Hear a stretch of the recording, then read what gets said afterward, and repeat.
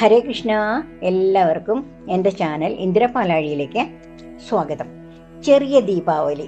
എന്തിനാണ് നമ്മൾ ചെറിയ ദീപാവലി ആഘോഷിക്കുന്നത്? അതിൻ്റെ കാരണം എന്താണ്, അതിൻ്റെ ഐതിഹ്യം എന്താണെന്ന് നമുക്ക് മനസ്സിലാക്കാം. ഭഗവാൻ വിഷ്ണു പൃഥ്വിയെ വരാഹാവതാരത്തിലൂടെ സമുദ്രത്തിൽ നിന്ന് ഉയർത്തുകയുണ്ടായി.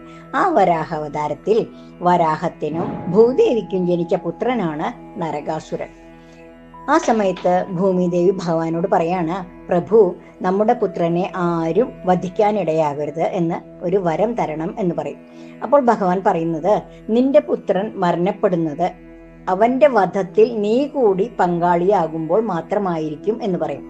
ഭൂദേവിക്ക് ആ സമയത്ത് ഭഗവാൻ പറഞ്ഞതിന്റെ പൊരുൾ എന്താന്ന് മനസ്സിലായില്ല. അതായത് ഭഗവാന്റെ ഈ വാക്കുകൾ അവന്റെ മരണത്തിന് കാരണമാകുമെന്ന് ഭൂദേവിക്ക് അപ്പോൾ മനസ്സിലായില്ല. എന്നാൽ പിന്നീട് ഭഗവാന്റെ ഈ വാക്കുകൾ നരകാസുരവധത്തിന് കാരണമായി. നരകന്റെ ജനനത്തെക്കുറിച്ച് വിവിധ ഗ്രന്ഥങ്ങളിൽ വിവരിച്ചിട്ടുണ്ട്.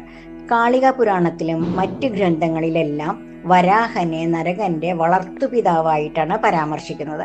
ഭക്തനായ നരകൻ ശോണിതപുരയിലെ ബാണാസുരൻ എന്ന അസുരനുമായി ചങ്ങാത്തം കൂടും. അങ്ങനെ അസുര സംസർഗം കൊണ്ട് ദുഷ്ടനായി മാറുകയാണ് ചെയ്യുന്നത്. അങ്ങനെ അവന്റെ പേരിനൊപ്പം അസുരൻ എന്ന പേരുകൂടി ചേർന്നു.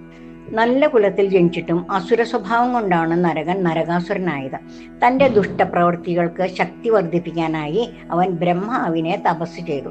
ബ്രഹ്മാവ് പ്രത്യക്ഷപ്പെട്ടു.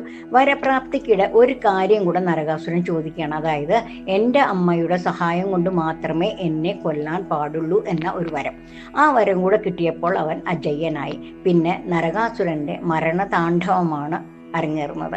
സകല രാജാക്കന്മാരെയും കൊന്ന് അവരുടെ സ്ത്രീകളെ കാരാഗ്രഹത്തിൽ അടച്ചു. 16,000 സ്ത്രീകളെ മഹർഷിമാരുടെ യാഗം തടസ്സപ്പെടുത്തി. അവസാനം ഇന്ദ്രസദസ്സിലും എത്തി. ദേവന്മാരെ മുഴുവൻ ഭയപ്പെടുത്തി ഓടിച്ചു. ദേവമാതാവിനെ വലിച്ചിഴച്ച് അവരുടെ കാതിലെ അതിവിശിഷ്ട കർണാഭരണം പറിച്ചെടുക്കും. ഇതിന് മുഴുവൻ കൂട്ട് മുരൻ എന്ന 5 തലയുള്ള ഒരു ഭീകരൻ, ലവണാസുരന്റെ പടത്തലവനാണ് അവൻ. അവനായിരുന്നു എല്ലാത്തിനും കൂട്ടുണ്ടായിരുന്നത്. അവന്റെ ശല്യം സഹിക്കവയ്യാതെ ഇന്ദ്രഭഗവാൻ ശ്രീകൃഷ്ണ ഭഗവാനെ ശരണം പ്രാപിക്കും. ശ്രീകൃഷ്ണൻ നരകാസുരവധത്തിനായി പുറപ്പെടും. കൂടെ സത്യഭാമയെയും കൂട്ടും. കൃഷ്ണൻ അറിയാം അവനെ അവന്റെ അമ്മയുടെ സഹായമില്ലാതെ വധിക്കാൻ സാധിക്കില്ല എന്ന്. സത്യഭാമ ഭൂമിദേവിയുടെ അവതാരമാണല്ലോ. അങ്ങനെ സത്യഭാമയോടൊത്ത് ശ്രീകൃഷ്ണൻ പ്രാഗ്ജ്യോതിഷത്തിൽ എത്തുകയാണ്. അവിടെ നിന്ന് കോട്ടയിലെത്തി കാവൽക്കാരെ മുഴുവൻ വധിക്കും. അപ്പോൾ മുരാസുരൻ യുദ്ധത്തിനായി എത്തും. പിന്നെ നടന്ന ഭീകര യുദ്ധത്തിൽ മുരാസുരന്റെ 5 തലകളും മറുത്ത് അവനെ കൃഷ്ണൻ വധിക്കും. അങ്ങനെ കൃഷ്ണന് മുരാരി എന്നുകൂടെ പേരുണ്ടാവും. പിന്നീട് നടന്ന ഘോരമായ യുദ്ധത്തിൽ സത്യഭാമയുടെ സഹായത്തോടെ ശ്രീകൃഷ്ണൻ നരകാസുരനെ വധിക്കും. നരകാസുരൻ മരണപ്പെടുന്നതിന് മുൻപ് ഭഗവാനോട് പറയും, ഭഗവാനെ, എന്നോട് ക്ഷമിച്ചാലും ഞാൻ അങ്ങയുടെ അംശം തന്നെയല്ലേ എന്ന്.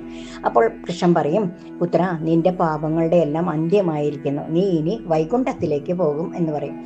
ആ സമയത്ത് നരകാസുരൻ ഒരു വരം കൂടെ കൃഷ്ണനോട് ചോദിക്കുകയാണ്. അതായത്, ഞാൻ മരിക്കുന്ന ദിവസം, എൻ്റെ മരണ ദിവസം ഏത് മനുഷ്യനാണോ കുളിച്ച് ശുദ്ധിയോടെ പൂജ ചെയ്ത് പ്രാർത്ഥിക്കുന്നത് അവർക്ക് നരകത്തിൽ നിന്ന് അവരെ മുക്തരാക്കണം എന്ന് പറയും. ഭഗവാൻ അതും സമ്മതിക്കും. അത് കാരണം ഇന്നും കാർത്തിക് കൃഷ്ണ ചതുർദശിക്ക് നരക ചതുർദശി അഥവാ ചെറിയ ദീപാവലിയായി എല്ലാവരും ആഘോഷിക്കുന്നു. ആ ദിവസം എണ്ണ തേച്ചുള്ള കുളി, ദീപങ്ങൾ വെച്ച് പ്രാർത്ഥിക്കൽ എന്നിവ ചെയ്താൽ മനുഷ്യന്റെ ഉള്ളിലെ നരകം, അതായത് പാപം, നശിക്കുമെന്നാണ് പറയുന്നത്.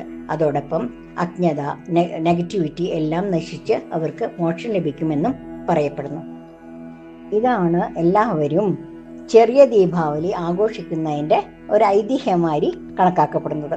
പറഞ്ഞും അറിഞ്ഞും വായിച്ചും കേട്ട അറിവ് പകർന്നു തന്നവരോടുള്ള കടപ്പാടോടെ നിർത്തുന്നു. നന്ദി, നമസ്കാരം. സർവം ശ്രീകൃഷ്ണാർപ്പണമസ്തു.